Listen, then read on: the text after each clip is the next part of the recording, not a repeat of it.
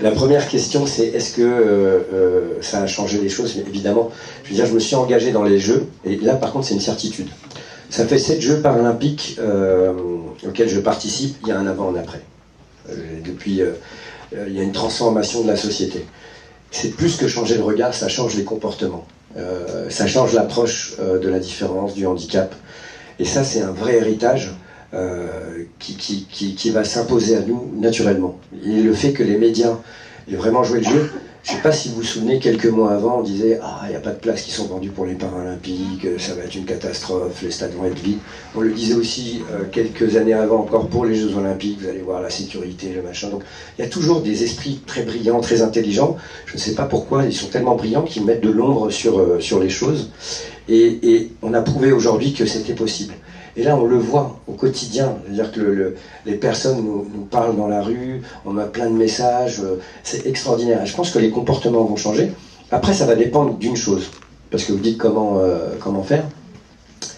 C'est est-ce qu'on va avoir cette vraie volonté sincère de se dire qu'à chaque fois qu'on va monter un projet, quel que soit le projet, est-ce qu'on va partir du plus petit dénominateur commun qu'on a dans notre société, des plus vulnérables?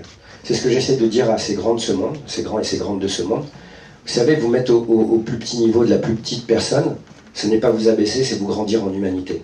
Et est-ce qu'on va avoir maintenant cette technique, est-ce qu'on va la transmettre aussi dans les écoles en disant que mettre une porte plus large, penser à celui à qui il manque quelque chose, et comment on fait que nous, la société ensemble, on ramène ce petit truc en plus. Alors je fais un petit jeu de mots avec ce film extraordinaire, mais oui, comment on fait pour qu'on arrive à faire ça? Et ça va être de la responsabilité de chacun.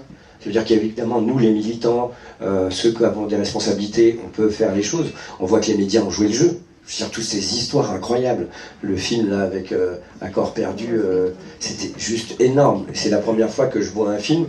Alors, des films sur le handicap, j'en ai vu en pagaille. Hein. Mais là, j'ai été subjugué parce qu'ils ont pris un angle de l'histoire qui est évidemment sympa. Mais j'ai été aussi ébloui par la beauté des images. C'est-à-dire qu'ils ont mis des moyens. Et moi, je leur disais, vous nous emmerdez à venir tout le temps.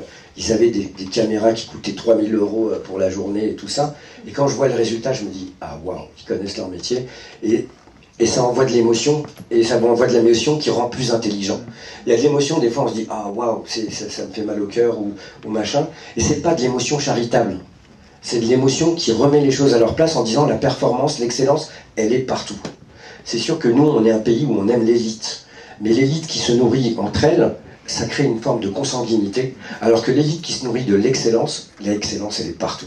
Le génie il est partout, vous ne savez pas pourquoi vous pouvez naître dans une famille qui vit à la rue et ça devient le futur plus grand scientifique, et c'est ça qu'il faut repérer aujourd'hui. C'est évidemment ceux qui ont la chance de faire des grandes études et tout ça, de travailler, eh ben, il faut les chouchouter, mais ne pas se priver de ceux qui viennent de nulle part et qui ont un génie à apporter à notre monde. Et ça, le handicap, quand je vois, moi, Stephen Hawking, quand j'ai fait Londres et que j'ai rencontré Stephen Hawking, c'était incroyable. Ce mec, il peut même pas se gratter le bout du nez. Et le gars, il poursuit les travaux d'Einstein. Et peut-être demain, si on va conquérir l'espace, ce sera grâce à ses travaux. Donc voilà, l'intelligence et le génie, comme dans le sport, le talent n'a pas de handicap. Et il faut vraiment se mettre ça dans la tête. Rester ouvert à tout à chacun. Et puis ceux qui sont idiots, bêtes, méchants, bah, il faut prendre sa distance. Hein, ils font partie de la vie, il faut les accepter. Mais il ne faut pas prendre trop de temps avec eux. Voilà.